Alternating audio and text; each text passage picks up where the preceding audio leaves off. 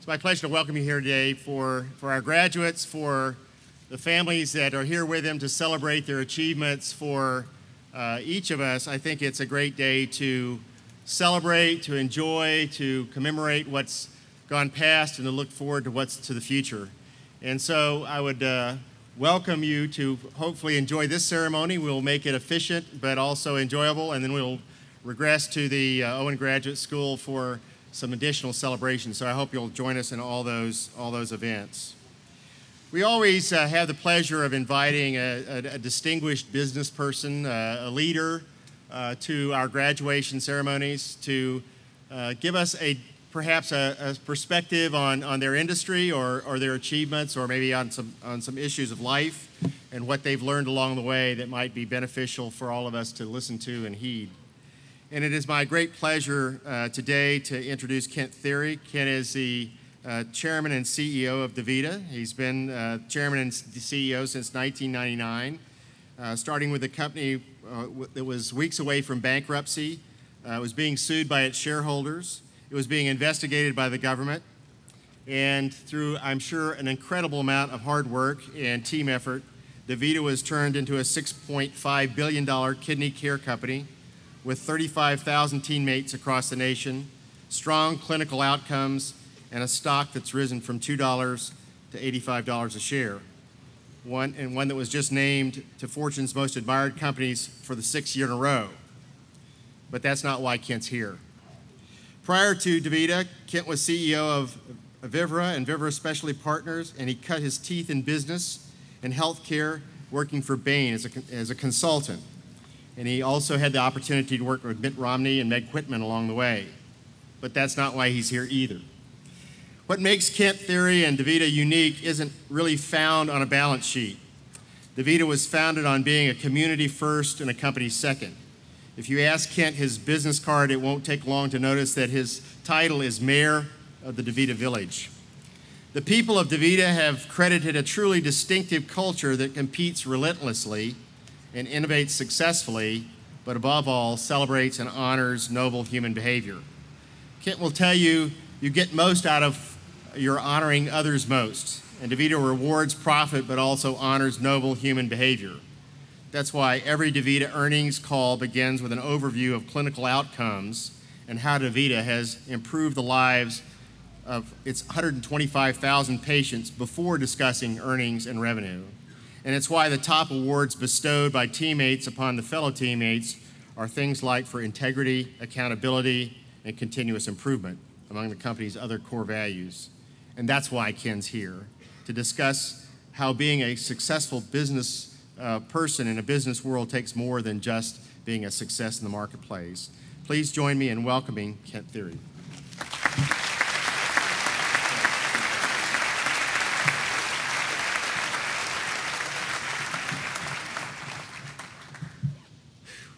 Congratulations to the graduates, to the families, to the faculty.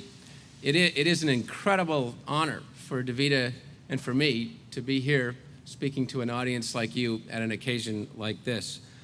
Sustainably healthy societies have rituals and traditions for a reason, and graduation ceremonies are a part of that communal quilt for our society.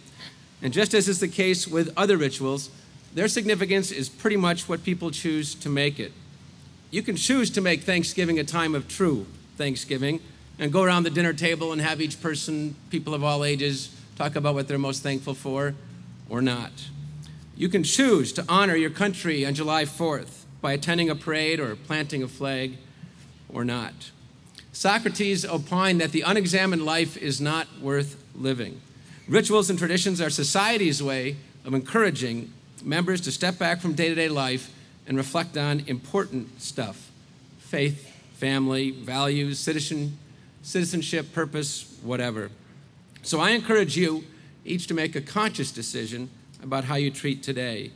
It was 28 years ago, in 1983, that I was sitting in one of those chairs and my parents were sitting in one of those other chairs. Back then, a part of my dream was that maybe one day some organization would be foolish enough to ask me to speak at Commencement. So when I got this call, I was first thrilled and then horrified. as I thought about what the heck I could say that would add value on this special day and special audience. And it was not helped when one of my friends sent me a note from Gary Trudeau of Doonesbury fame saying, "Commencement speeches reflect the point of view that no set of graduating students should be sent out into the world without being properly sedated." So, consistent with one of my themes today, it is important for me to make my intentions clear. I hope to provoke a lasting thought or two about how to lead a distinctively robust and purposeful life while working in a for-profit setting. I will use some examples from Davita, the company I work for, not because it's a paragon of anything in terms of results, but rather because it is noteworthy in terms of its sustained effort to live community values in a for-profit workplace. It is my impression that many commencement speeches focus on the what, which is to say the importance of maintaining your belief that you can make a difference. That's great. I will instead try to provoke thought on the how. How does one do this in the real world of tough budgets, two-career couples, mediocre bosses, companies under pressure, and the other vicissitudes of life? But now back to the subject of reflection. Beyond reflecting on today's event, I encourage you to get into a habit of reflection to in fact create a discipline of reflection. Because as you enter what looks like the vast ocean of the rest of your life, you will find the pressures of business, marriage, aging parents, raising kids, making time for exercise, etc., create tremendous risk of squeezing out reflection from your life. When I ask graduate students or older business associates about their life priorities, the answers are quite predictable. Family first. Maintain a solid career, primarily to take care of my family and have a quality retirement. Faith is often cited. Being a responsible citizen as well. Increasingly in the last few years, many will add, invest in my health. Then I ask the young ones about their industry and company selection and the criteria they used. And I ask the older ones about how they allocate their time, their checkbook, and their positive energy. And the fact is, many folks get swept up onto the treadmill of the advancement aspects of their career and compensation, and/or have given up on the notion of finding fun or fulfillment in their jobs. I can relate to some of these tendencies because I share the genetic predisposition. For me, it took until the age of 43 in 1999 to experience the pivotal epiphany for me. Up until that time, as a partner at Bain and then a CEO of a public company, I was regarded as a success and a distinctively good team builder. There was nothing inauthentic about the team building, and it was infused with much positive energy, but very clearly, the team building was a means, and better business performance and career advancement was the end. In 1999, I was in the midst of wrapping up a failure, however. 3 of the most prominent private equity firms in the nation and I had purchased a company that was going to transform American healthcare and make some serious money. Given that state of today's healthcare system, you know how well we did on the transformation front. And we also failed miserably on the serious money front, in fact, losing 50% of our investment, and most of that loss came directly from errors in my judgment. I learned more about business, people, and myself in those 2 years of failure than I did in my many years of success. Well, anyway, we worked hard to liquidate the enterprise, and I announced my resignation, and the fact that I'd be taking 6 months off to spend time with my family, hopefully lose a few pounds, and then probably work in the nonprofit realm. I received a steady stream of headhunter calls to interview for other CEO jobs because of my prior track record and no doubt the market's ignorance of the abysmal failure I had just consummated. In all cases, I said, no thanks. Then one day, I got a call about interviewing to become the CEO of a broken dialysis company in another city. I had run a dialysis company once before in my career, and it had been the most professionally fulfilling time of my career. This led to an incredibly intense and tense set of discussions with my wife and friends. Why did I want to go straight from one intense experience to another? Why would I consider passing on the opportunity to spend 6 months with family and free time when we could afford it? Why did I want to accept a turnaround challenge in another city that she and the kids could not move to? Serious stuff. So I had to think a lot about the why question. How much was pure ego? The desire to try to prove I could turn around a billion-dollar company that was virtually bankrupt. And how much was virtuous? In that I felt like life was giving me the exact pitch that the prior 20 years had trained me to hit.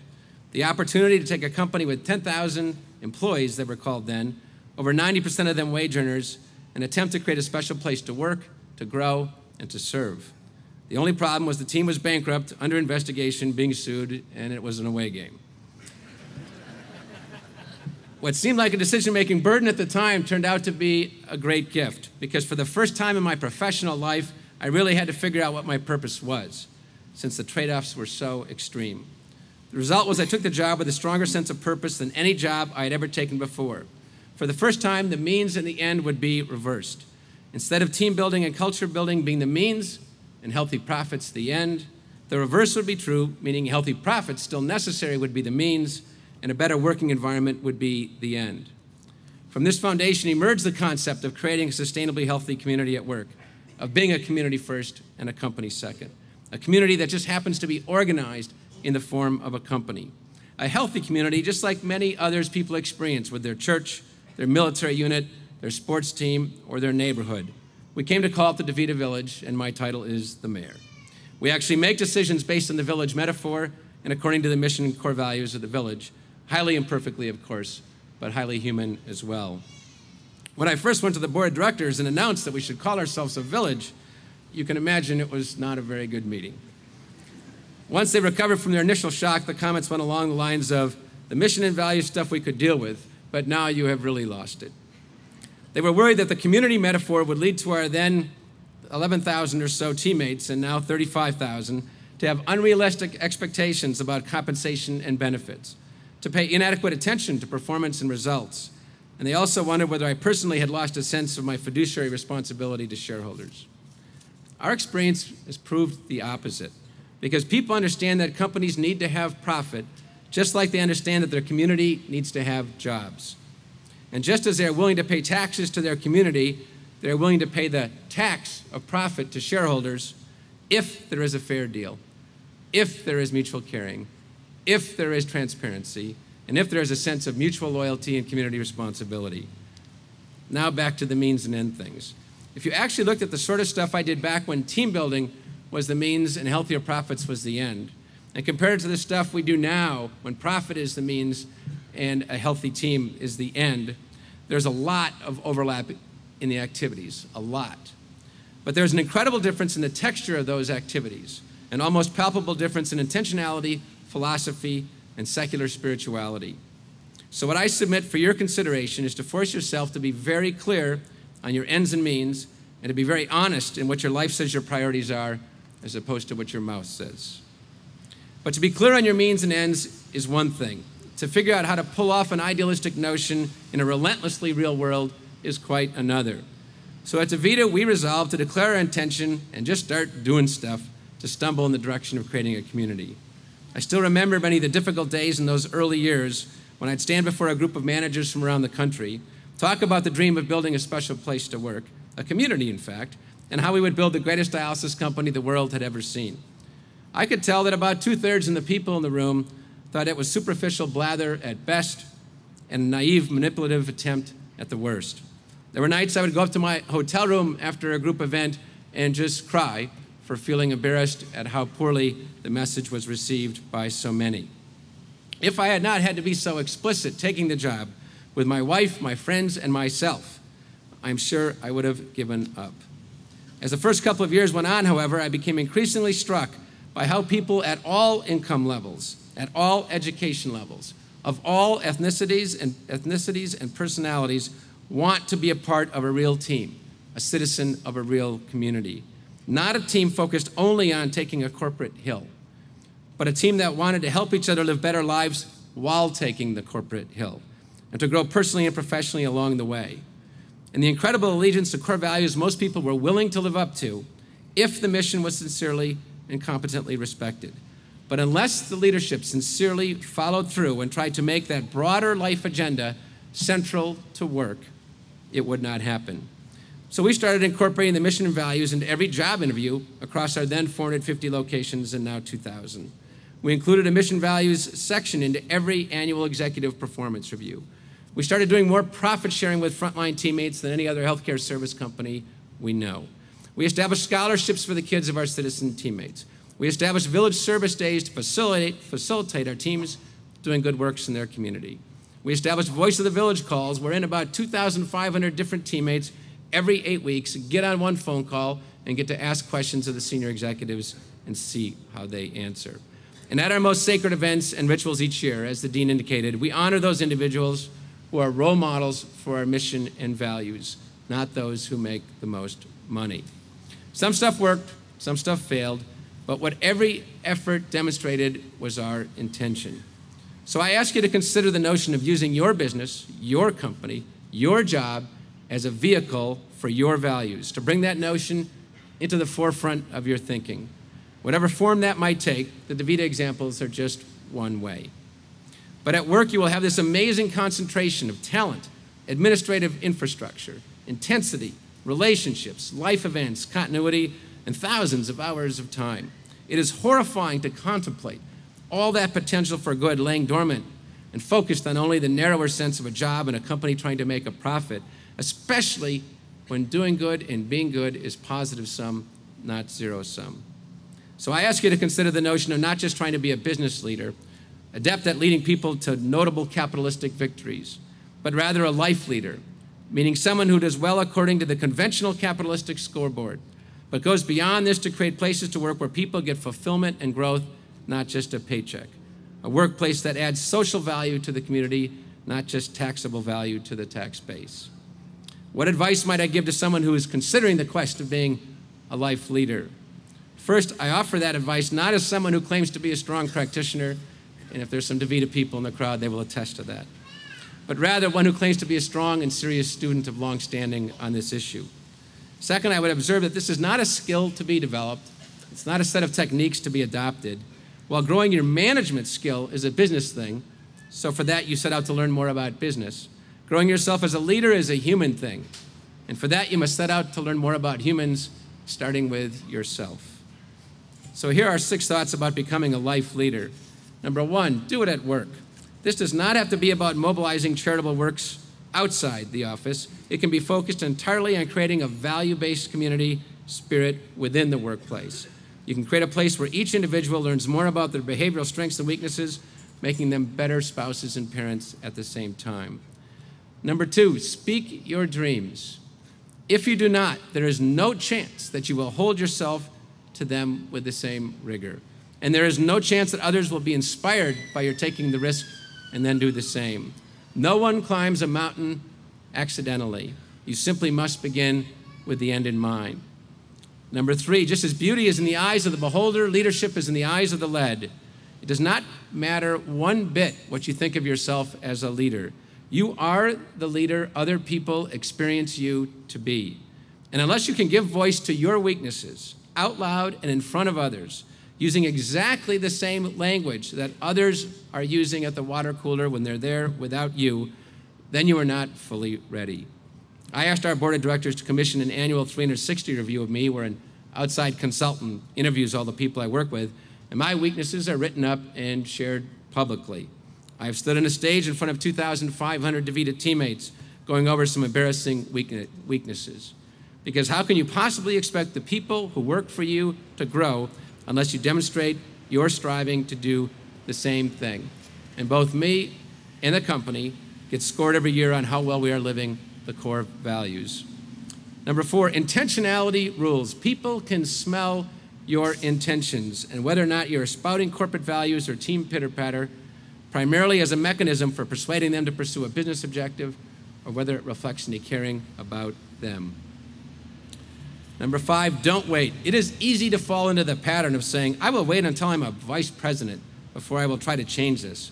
Well, I am not suggesting that anyone commit career suicide, I am asserting that leadership is not a function of position. It is a function of behavior. At times, I have to remind folks that the one thing you expect from a leader is that they lead. They don't wait for it to be convenient. When you postpone living your values, they are not your values, they are your preferences. And finally, number 6, one cannot pour from an empty cup. One cannot give what one does not have. You must keep yourself spiritually and physically fresh enough to give your team and community the kind of leadership that is required in the marathon of collective endeavor. And you must do the same for others. This does not mean folks cannot work very, very hard. But it does mean that much of work must be energy producing, not energy depleting, spiritually reinforcing, not spiritually dilutive. One thing we did is establish a day of reflection with a trained facilitator where teammates can take a full day off go someplace very quiet with a set of questions co-designed by them and their facilitator to help them reflect on their life. In addition, we have tied bonuses to reducing travel for people who are doing it too much, and we have tied bonuses for people to increase their vacation days and the number of those days that had zero digital pollution. But underpinning all those thoughts is the basic notion that you should never concede that the 50 or 60 or whatever hours you work each week should be less spiritually fulfilling, should be less marked by loyalty and positive energy than the 50 or 60 non-sleeping and eating hours you have off the job. Work is such a huge percentage of life for most of us and those who will work for us. That is a grotesque concession to make. To proceed down the path of life leadership, you must bring the same rigor to developing your life plan, your life purpose, as you do to a business plan. And equally essential, you must develop ways of honestly monitoring your human progress. One idea is personal journaling. I started about 15 years ago a weekly exercise of writing down my thoughts on my life performance across 6 categories: right body, right thought, right family, right friends, right work, and right plan. I found I needed that structure to avoid getting in bad behavioral ruts. I find it much harder to delude myself when I'm staring at the written word than when I'm just talking to myself. A second idea is a life board of directors. With both my siblings and a couple of close friends, we invest in regular and intense reviews of all aspects of our lives. No better environment than these, because there is, on the one hand, unconditional love and support, and on the other hand, brutal familiarity and honesty. A third idea is regular quiet time. Whether that is backpacking in the wild, daily meditation, or a weekly walk, you need time to be with yourself. Now, some of you might be wondering what a commencement speaker is doing, sharing some of this detailed stuff, the equivalent of operating ideas and what is supposed to be a strategic discussion. My experience is that while it is one thing to generate moments of exceptional clarity and exhilarating goals and resolutions, it is quite another to make them come true. Day by day, we create our own destiny, and goals and dreams deserve a level of planning and execution intensity proportional to their importance and difficulty. The powerful idea is to literally force yourself to figure out ways to act on your stated intention.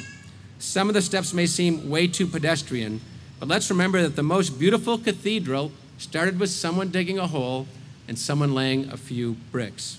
What a life leader does is make sure that everyone knows they are not just digging a hole, that instead they are building a beautiful and lasting cathedral where good things will happen. The activity is exactly the same. The intentionality it is wrapped in is radically different.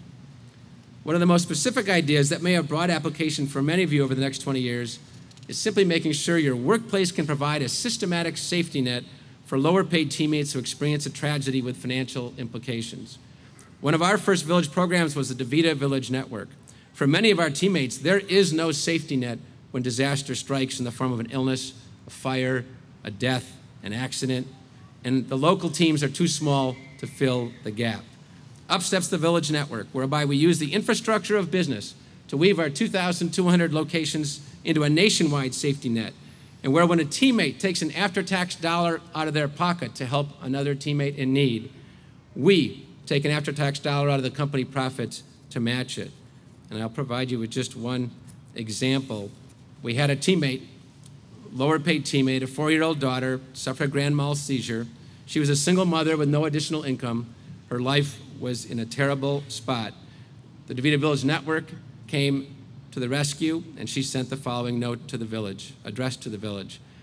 I came to work this morning with a lingering worry in my heart.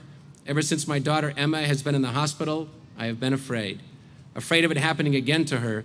There's a 50% chance of her having more seizures. Afraid of how I will provide for her financially with the hospital bills calling my name from that devastating night. Afraid if I will make it. I have really tried to stay positive throughout all of this, but it is hard. Then during our weekly homeroom, my manager presented me with a Village Network grant and letter. I cannot even begin to tell you how this has affected me today. Not only did I feel a huge relief from the recent pressures, but I have a feeling of family and love. A feeling of a village that will stop at nothing to help another person in their time of need. Never in my life have I experienced anything to make me feel this special. So from here on out, my day has a different outlook. My heart feels calmness. I feel calm simply because it has been proven to me this morning that the human soul is one of the most powerful forces in making good things happen. Thank you, Davita, for showing me the true meaning of team, one for all and all for one.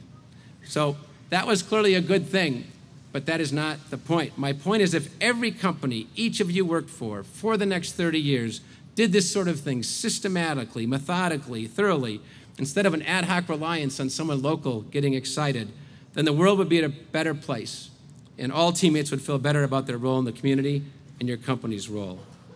So as you move into an incredibly exciting, demanding, busy phase of your life, new jobs, marriages, having kids, making major decisions between different paths, you will have a marriage or partnerships, you will feel career stress, you'll want to establish yourself in your career, you might gain some weight, you might have high cholesterol for the first time. There will be many pressures, and the play of your life moves along at such a fast pace. I am still in partial denial that I am 55 years old with absolutely no vertical jump remaining. And you will never know when the good things you do are going to be like water in the sand, or when it will be the domino that falls and sets an amazing number of good things in motion. I am nearing the end of the honor of addressing you. My training demands a quick summary. First, clarify and speak your intention. Second, be your intention. Third, reflect openly on how you are doing in living your intention. And fourth, welcome others into the adventures of intentional leadership and leading a purposeful life. There is an old Indian saying, most people go to their graves with their music still inside. I urge you to pick a job where you can let your music out, or strive to change your chosen work environment to one where this is encouraged. I urge you to provoke real conversations about intentionality and values in the workplace, to promote the notion of profit with a purpose, profit as a means and not an end. I urge you to be prudent. The objective is to make a difference, not to make a scene. To recognize that creating special places takes time, that you are not trying to win an argument, you are trying to win over hearts and souls that conventional business has cumulatively deadened as to the preciousness of each day. I promise you that if you make your intentions public and are willing to listen to other people discuss how your behaviors match your stated intentions, then you will live not only the length of your life, but the breadth and depth as well. I wish for you the realization that many of the most dramatic victories in life are those that take place within your own brain, heart, and soul, as you seek to make your life purpose manifest in how you behave each and every day with each person. For those of you who aspire to and achieve positions where you have major impact on many others who work for you, I wish for you the dream of creating a workplace community where fun, fulfillment, trust, and team speak as strongly as profit, and where people realize those are not two different songs, but instead one glorious harmony. And I close with words from the Buddhist monk Thich Nhat Hanh, who counseled, speak with your life, not just your words. With that definition of speaking in mind, as I look out at the group of incredibly talented and trained young leaders who could send amazing ripples of citizen leadership throughout their communities just by leading a life of intentional leadership each and every day, in that definition of speaking, I urge you to speak up, speak out, and speak on. Thank you.